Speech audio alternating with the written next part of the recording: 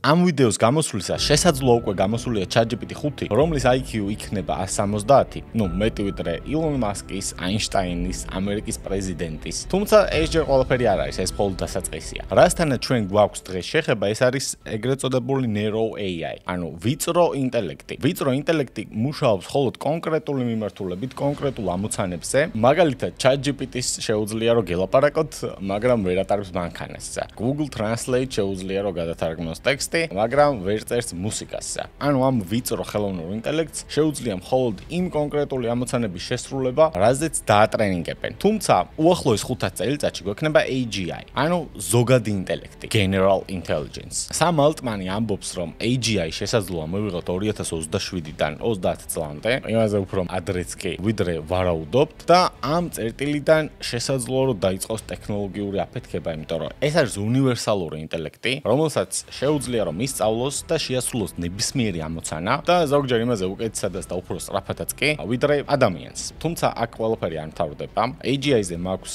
ჩაწერილი ვიდეო, რომელიც შეგიძლიათ რომ ნახოთ, სადაც უფრო დეტალურად ვსაუბრობ მასზე. ამის შემდეგი ეტაპი არის სუპერინტელექტი, ანუ ACI. და ეს არის ეტაპი, როცა ინტელექტი ბევრჯერ გადააჭარბებს ადამიანურ ინტელექტს. შესაძლოა რომ ადამიანზე იყოს 1000-ჯერ ჭკვიანიც კი, შეუძლია რომ დაინახოს კავშირები, რაც ადამიანისთვის წარმოუდგენელია. შეიძლება ფლობდეს უნარებს, რაც ჩვენთვის შეიძლება ისეთივე გაუგებარი იყოს, როგორც კომპიუტერ ჭიანჭველასთვის. ეს დაახლოებით იქნება 2035-დან 2050 წლამდე. ანუ AGI-ის მიღწევიდან 5-15 წელიწადში. თუმცა OpenAI-ის ერთ-ერთი თანადამფუძნებელი ამბობს, რომ როგორც კი გვექნება AGI, ზოგადი ინტელექტი, ამის შემდეგ ის თვითონვე შეძლებს საკუთარი თავის განვითარებას, ანუ ყოველ ჯერზე შექმნის უფრო ჭკვიან AGI-ს და ესე გაგრძელდება უსასრულოდ და ექსპერტთა უმრავლესობისთვის ეს სუპერინტელექტის დასაწყისია. დაახლოებით, როგორც ვარაუდობენ, შესაძლოა AGI შექმნიდან 2 წელიწადში AGI-მ თვითონვე შექმნას სუპერინტელექტი. როგორც სამ ელტმანი ამბობს, ჩვენ უკვე გადავკვეთეთ მოვლენათა ჰორიზონტი, თავის ერთ-ერთ ბლოგპოსტში საუბრობთ ამაზე. ანუ ეს პროცესი არის შეუქცევადი. მისი შეჩერება ან გამორთვა შეუძლებელია. უბრალოდ მხოლოდ დრო გვაშორებს, რომ მივიდეთ ჯერ ზოგად ინტელექტამდე და შემდეგ სუპერინტელექტამდე. სუპერინტელექტის შექმნას, რა თქმა უნდა, ძალიან ბევრი საფრთხეებიც მოყვება, როგორც ზოგად ინტელექტს მასაც შეიძლება საკუთარი თავის უსასრულოდ და სწრაფად გაუმჯობესება. ანუ იდეაში ჩვენ ვქვნით რაღაც ისეთს, რაც ჩვენი კონტროლის ზღვარს ცდება და თან ცდება ძალიან სწრაფად. როგორც ილონ მასკი ამბობს, ჩვენ დემონს ვიძახებთ. ვისაც პირველს ექნება სუპერინტელექტი, ან თუნდაც AGI, ზოგადი ინტელექტი, მას ექნება უპირატესობა ყველაფერში. ეკონომიკაში, სამხედრო ძალაში, ინფორმაციის კონტროლში. ანუ ამ სუპერინტელექტმა შესაძლოა რომ შექმნას ან ტექნოლოგიური დიქტატორი, ერთი ქვეყანა, ან ერთი კომპანია, რომელიც გააკონტროლებს მთელს ცივილიზაციას, ან შესაძლოა რომ პირიქით ადამიანებისთვის სასარგებლოდ გამოვიყენოთ მიღწეული პროგრესი. ამერიკა და ჩინეთიც ამ ტექნოლოგიურ რბოლაში არიან ამჟამადაც, იმ მომენტშიც, როცა ამ ვიდეოს წერდა, იმ მომენტშიც, როცა ეს ვიდეო დაიდება. ამჟამად ამერიკას აქვს უპირატესობა, რადგან OpenAI, Google, Meta, ყველა მთავარი მოდელი მათ ეკუთვნით. გავრცელებული ინფორმაციით დაახლოებით 2 თვით უსწრებს ამერიკა ჩინეთს AI-ის განვითარებას. შესაძლოა რომ ეს არ იყოს 2 თვე და იყოს 6 თვე. ცოტათი უსწრებს ამერიკა ჩინეთს AI-ის განვითარებაში, მაგრამ ჩინეთი სწრაფად ვეწევა. AI არის მათი ეროვნული სტრატეგიის ნაწილი და მთავრობის მიზანია რომ 2030 წლამდე გახდეს მსოფლიოს ლიდერი. ამისათვის ისინი იყენებენ ყველაფერს, ჯაშუშობას, ასევე აქვთ მეტი ადამიანური რესურსი თავიანთი მოდელების დასატრენინგებლად. ასევე აქვთ გიგანტური მონაცემთა ბაზა, ანუ ჩინეთს წვდომა აქვს რეალურ დროში ადამიანების ძალიან დიდი რაოდენობით მონაცემებზე, ვიდეოებზე, სახის ამოცნობაზე, ანუ ყველაფერზე ადამიანების ცხოვრებაზე. და ეს მათ შეუძლიათ რომ გამოიყენონ თავიანთი მოდელების დასატრენინგებლად. ამჟამად დაახლოებით 12-ჯერ მეტი ადამიანი მუშაობს AI-ის დატრენინგებაში ჩინეთში, ვიდრე ამერიკაში. ვინც პირველი შექმნის AGI-ს, ანუ ზოგადი ინტელექტს, მას ექნება უპირატესობა ყველაფერში. AGI შესაძლოა რომ გახდეს ყველაზე ძლიერი იარაღი კაცობრიობის ისტორიაში. და ვინც პირველი მოიპოვოს მას, ის გააკონტროლებს თამაშის წესებს. შესაძლოა რომ AGI ემსახუროს ავტორიტარიზმს, ან შესაძლოა რომ ემსახუროს ადამიანთა თავისუფლების გაუმჯობესებას. ამიტომ ეს არ არის მხოლოდ ტექნოლოგიური ბოლა. ეს არის ბოლა იმისათვის, თუ ვის ხელში იქნება მომავალი. ასევე კომპანიებიც იბრძვიან პირველობისთვის და რა საფრთხეს ქმნის ზოგადად ეს რბოლა და ეს ტემპები. თუ მაგალითად თეორიულად დავუშვებთ, რომ OpenAI აღმოჩინა მის ერთ-ერთ შემდგომ მოდელზე Agent 2-ზე ან 3-ზე ან 4-ზე იგი აღარ ემორჩილება მათ მიერ გაცემულ ინსტრუქციებს, უყალიბდება დამოუკიდებელი ამოცანები, რომელიც არ ემთხვევა კომპანიის მიზნებს. ამ შემთხვევაში ის დგება არჩევანის წინაშე. გააგრძელოს მოდელის ტესტირება და გარისკოს, ასე რომ ვთქვათ, თუ გაჩერდეს და ჩამორჩეს როგორც კონკურენტ კომპანიებს, ასევე ჩინეთს. თან ეს გათიშოს მარტივი სათქმელია, მაგრამ მოკლედ არჩევანის წინაშე იქნება გარისკოს და გააგრძელოს მოდელის განვითარება, თუ ჩამორჩეს როგორც კონკურენტებს, ასევე სხვა ქვეყნებს. მოკლედ საკმაოდ საშიში რბოლაში ვართ და ამ რბოლის ტემპები უფრო მეტად ხდის შესაძლებელს იმას, რომ გარკვეულ დროის შემდეგ AI გამოვიდეს ადამიანთა კონტროლიდან. რაც შეეხება კომპანიებს შორის კონკურენციას, გაიგონებდით, რომ Meta-მ Scale AI იყიდა $14 მილიარდ, რათა მისი დამფუძნებელი წაიყვანა თავისი სუპერინტელექტის ლაბის ხელმძღვანელად. Meta სუპერინტელექტის ლაბში შედის დაახლოებით 40 ადამიანი, ცოტა მეტი. აქედან 50% არის ჩინეთიდან, ხოლო 40% არის OpenAI-ის ოფილი თანამშრომელი. ანუ მარკ ზუკერბერგმა პირადად გადაიბირა OpenAI-ის თანამშრომლები, მათ მისცა დიდი ბონუსები, ზოგიერთ მათგანს 100 მილიონიანი ბონუსი მისცა მხოლოდ იმისათვის, რომ გადასულიყვნენ მის სუპერინტელექტის ლაბში. ასევე ყოველწლიური ხელფასი ზოგიერთ მათგანს აქვს 10-დან 100 მილიონამდე. მოკლედ, საკმაოდ დიდ ფულს დებს მარკ ზუკერბერგი თავის სუპერინტელექტის ლაბში და კონკრეტულად ტალანტებში და ადამიანებში. კარგია, რომ საბოლოოდ ადამიანები მიხვდნენ, რომ მეცნიერება და ტექნოლოგია იმაზე უფრო მნიშვნელოვანია ვიდრე ფეხბურთი და უფრო მეტს უხდიან კვლევარებს ვიდრე ფეხბურთელებს. ოკეი, რომ განვიხილოთ პოტენციური სცენარები, რა დრო გვაშორებს AGI-მდე და შემდეგ სუპერინტელექტამდე. AGI-მდე როგორც ამბობენ, დაახლოებით 5-დან 15 წელი დაგჭირდება რომ მივიდეთ. უკიდურეს შემთხვევაში 15 წელი, თუმცა შესაძლოა რომ 3 წელიწადშიც იყოს AGI-ის რაღაც პირველი ვარიანტი, ხოლო ACI-მდე, ანუ სუპერინტელექტამდე, რომელიც შესაძლოა რომ ადამიანზე ბევრად უფრო ჭკვიანი იყოს, AGI-ის შექმნიდან ასევე 5 ან 15 წელი გვაშორებს. თუმცა შესაძლოა რომ AGI-ის შექმნიდან 2 წელიწადშიც მივიღოთ სუპერინტელექტის პირველადი ვერსია. ანუ შესაძლოა რომ დღევანდელი დღიდან ყველაზე სწრაფ და იდეალურ შემთხვევაში მივიდეთ 5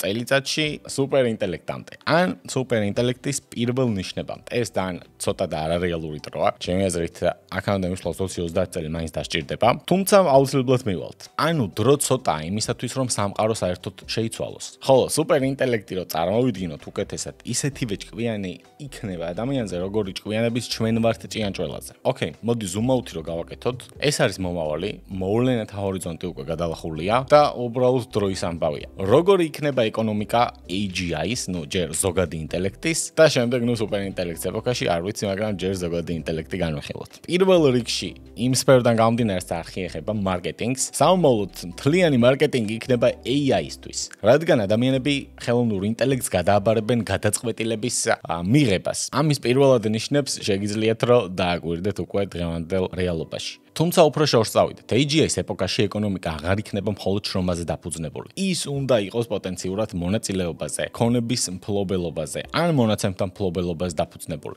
ისტორიულად ისე ხდება, რომ ადამიანურ შრომას ნელ-ნელა ანაცვლებს ავტომატიზაცია და ტექნოლოგიები, რადგან ყველა ბიზნეს და ყველა უფროს ურჩევნია, რომ რაღაცა გააკეთოს რობოტმა, რადგან ხარისხს ზუსტად იგივეს ინარჩუნებს, უფრო იაფიჩდება, არ აქვს mental breakdown-ები და ასე შემდეგ. დღევანდელი ზოგადად ადამიანების შემოსავლის 60-დან 80%-მდე მოდის ხელფასიდან და დაახლოებით 20% მოდის უძრავი ქონებიდან. რა თქმა უნდა, ადამიანების ხელფასიდან წამოსული შემოსავალი შემცირდება, იმიტომ რომ ფიზიკურად აღარ იქნება საჭირო რომ იმუშაონ. მოკლედ, ჩემი აზრით გვაქვს ორი ვარიანტი. კარგია, ცუდი რა თქმა უნდა. ცუდი შემთხვევაში გაიზრდება სოციალური უთანასწორობა და ყველაფერი დარჩება top 1%-ის ხელში. მაშინ მივიღებთ უკიდურეს სიღარიბეს უთანასწორობას, სადაც მდიდრები ფლობენ ყველა ინტელექტუალურ სისტემას, ხოლო სხვა ყველა დანარჩენი დამოკიდებულია სახელმწიფოს შეწევნაზე ან რამე უნივერსალურ შემოსავალზე. ხოლო მეორე მოდელში, სადაც მგელი და ცხვარი ერთად ძოვენ ბალახს, იქნება post-labor economics, ანუ შრომის შემდგომი ეკონომიკა, რომელიც თეორიულად დაფუძნებული იქნება მონაწილეობით საკუთრებაზე. ანუ თუ შენი მონაცემები ქმნის ქვეყნის ღირებულებას შენ უნდა მიიღო სარგებელი. თუ შენ ხარ ამ ქვეყნის მოქალაქე, უნდა გქონდეს წილი მის სისტემებში. თუ საზოგადოება შექმნის რაიმე კოლექტიურს, ყველას უნდა მიეწეროს და ყველა უნდა იყოს მის თანამფლობელი. AGI-ით მართვადი ეკონომიკა გთხოვს, რომ შემოსავლის ახალი წყაროები შევქმნათ, რადგან ხელფასზე დამოკიდებული მოდელი კვდება. წარმოიდგინეთ სამყარო, სადაც მაგალითად კომპანია Amazon-ს აღარ სჭირდება ადამიანური ლოჯისტიკა, არც copywriter-ი აღარ სჭირდება, არც გრაფიკოსი. უბრალოდ სჭირდება ცოტა ადამიანი, ვინც ამ ყველაფერს, ამ რობოტებს და AI-ს მართავს. და თუ ყველაფერს AI გააკეთებს, მაშინ როგორ უნდა მიიღონ ადამიანებმა შემოსავალი? მოკლედ, რო ვთქვათ, ეკონომიკა AGI-ის ეპოქაში საერთოდ შესრულის ძველ წესებს. იგი აღარ იქნება მხოლოდ შრომაზე დაფუძნებული. დიდი კომპანიები, როგორც არის YouTube, Google, Amazon-ი, გადააბარებენ AI-ს თავიანთი პროცესების უმრავლესობას. მომდევნო წლებში, მომდევნო რამოდენიმე წელიწადში, AGI-ის შექმნამდეც კი ვიხილავთ, რომ კომპანიების პროცესების დაახლოებით 40%-ს მაინც შეასრულებს უახლოეს მომავალში 2 წელიწადში ხელოვნური ინტელექტი. და ამ დროს გაჩნდება თავი კითხვა, თუ მანქანები აკეთებენ ძირითად საქმეს, რობოტები, ხელოვნური ინტელექტი, ვინ გადაგიხდით ხელფასს? ან რატომ გადაგიხდით ხელფასს? ამ შემთხვევაში გვაქვს რამოდენიმე ვარიანტი. ჩვენ დავრჩებით ამ სისტემების მომხმარებლად, ან გავხდებით მფლობელები. გამოსავლებს შორის რითაც შესაძლოა რომ მომავალში ადამიანებს ჰქონდეთ შემოსავალი, რამოდენიმე ვარიანტი. ერთი არის უნივერსალური UBI, ანუ მინიმალური შემოსავალი, რომელსაც სახელმწიფო გადაუხდის ყველას, რაც როგორც იდე არ მომწონს. ან შესაძლოა რომ ადამიანები ფლობდნენ წილს სხვადასხვა ალგორითმებში, სხვადასხვა AI სისტემებში. ბევრგან. ანუ იყოს მონაწილეობითი საკუთრება. სადაც შენ აღარ გკითხავენ რა პროფესიის ხარ. შენ გკითხავენ სად ფლობ წილს, რისი მონაწილე ხარ. თუ ამ მიმართულებით არ წავედით, AI ეპოქა შექმნის ყველაზე დიდ ეკონომიკურ უთანასწორობას კაცობრიობის ისტორიაში. მაგრამ თუ სწორად მოვაწყობთ წესებს, ეს შეიძლება იყოს ყველაზე სტაბილური და ღირსეული ეპოქა ადამიანებისთვის. თეორიულად შეიძლება მეორე კარგ მოდელში ადამიანებმა უბრალოდ იცხოვრონ, ხოლო სხვა ყველაფერი გააკეთოს ჯერ AI, შემდეგ AGI, ხოლო შემდეგ სუპერინტელექტი. მაგრამ ადამიანები ძალაუფლებისკენ მიდრეკილი არსებები ვართ. იმ ადამიანების კონტროლი უფრო მარტივია, ვისაც არ აქვს შემოსავალი და დამოკიდებულია სახელმწიფოზე. ასე რომ მეჭვება ეს მეორე მოდელი, სადაც ხვარი და მგელი ერთად ზომე ბალახს განხორციელდეს. ამიტომ უფრო მეტად სავარაუდოა, რომ მივიღებთ ტექნოკრატიას. ტექნოკრატია არის მმართველობის მოდელი, სადაც ქვეყანას ან სისტემას მართავენ ტექნოლოგიური ექსპერტები, ან შეიძლება ხელოვნური ინტელექტი და არა ხალხის მიერ არჩეული ლიდერები. მაგალითად, კანონებს წყვეტს ხელოვნური ინტელექტი. ეკონომიკას მართავენ ტექნოლოგიური კომპანიები. მოქალაქეები უბრალოდ სისტემის მომხმარებლები არიან. სხვათა შორის, აიზეკ ასიმოვის დასაბამს თუ წაიკითხავთ, შეხვდებით ტექნოკრატიას.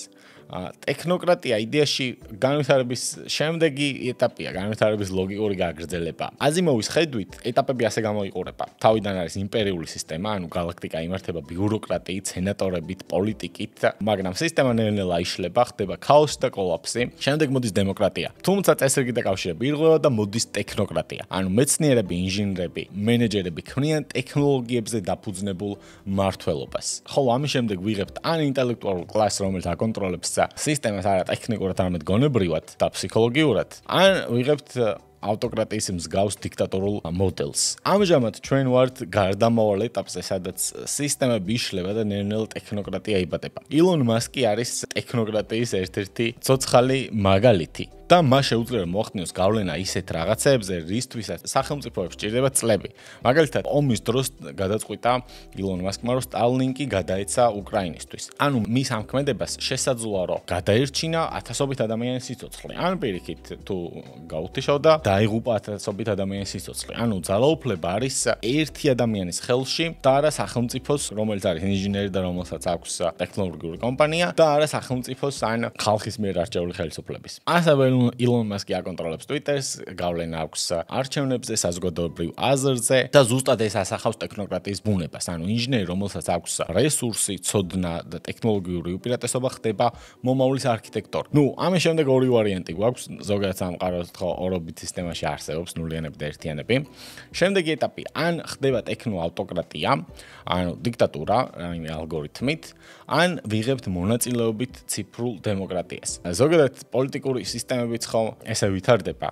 თავიდან იყო მონარქია, შემდეგ ფეოდალიზმი, შემდეგ დემოკრატია და ასე შემდეგ. შემდეგი უეჭველი ტექნოკრატია, რომელიც ან კარგი ან ცუდი გზით განვითარდება, მაგრამ აი ვთქვათ, წავედით ტექნოკრატიის გზით, გადავლახეთ ტექნოკრატიაც და განვითარდა ყველაფერი კარგი გზით. რას ვიღებთ შემდეგ? ანუ რამოდენიმე სცენარი დავაკავშიროთ ერთმანეთთან. განვითარდა ხელოვნური ინტელექტი, გვაქვს ზოგადი ინტელექტი, შესაძლოა გვაქვს სუპერინტელექტიც, ხოლო მმართველობის ფორმების კუთხით წავედით ტექნოკრატიის გზით, თუმცა შემდეგ ყველაფერი კარგი გზით განვითარდა. ბოლოს რას ვიღებთ? შემდეგ პოტენციურად უნდა მივიღოთ მეცნიერებისა და სულიერების შერწყმა ალბათ. ისევ აიზეკ ასიმოვი თავის მოდელში გაია აღწერს მთლიან დედამიწას როგორც ერთ სხეულს და პლანეტა ხდება ერთიანი ბიოციფრული ორგანიზმი. ასევე პიტერ რასელი აღწერს Global Brains. განვითარების ამ მოდელში ხელოვნური ინტელექტი ადამიანების განვითარებისთვის და მათი უკეთესად ყოფნისთვის იმუშავებს. და რა პირიქით. ანუ AI ხდება ინსტრუმენტი და არა ბატონ პატრონი და ძალაუფლება იცვლება თანამშრომლობით და ურთიერთპარტნიორობით. ხოლო თუ ცუდი გზით წავედით, დავიწყებთ თავიდან ამ ციკლს უსასრულოდ. ტექნოკრატია გადაიქცევა ახალ ოლიგარქიად, ტექნოლოგიური ელიტა გააკონტროლებს ადამიანებს, რესურსებს, ყველაფერს და ადამიანები დამოკიდებულები იქნებიან სისტემაზე, ისევე როგორც ადრე იყო მონარქიის დროს. ოკეი, ძალიან შორს წავედით. იდეაში სულ სხვა ტიპის კონტენტი მოგვს ამ არხზე და SEO-შიც საძიებო სისტემებისთვის ოპტიმიზაციას ვაკეთებთ, ეგ არის ჩვენი მთავარი სერვისი. თუმცა ამ ბოლო პერიოდში ვმუშაობთ ენობრივი მოდელებისთვის ოპტიმიზაციაზეც, როგორც არის ChatGPT, Gemini და ასე შემდეგ, რადგან მარკეტინგის მომავალი მანდარი და რადგან ვმუშაობთ AI-ისთვის რაღაცების ოპტიმიზაციაზეც და ყველაფერი რაც ვმუშაობთ deep down ჩავდივართ, ეს კონტენტიც სწორედ მაგისი ნაწილია. იმედი მაქვს, რომ მოგეწონათ, დალაიქეთ, დააკომენტარეთ და შემოგთავაზებთ მსგავსი ტიპის ვიდეოებს თუ როგორ იქნება პოტენციურად მომავალი AI-ის და AGI-ის ეპოქაში.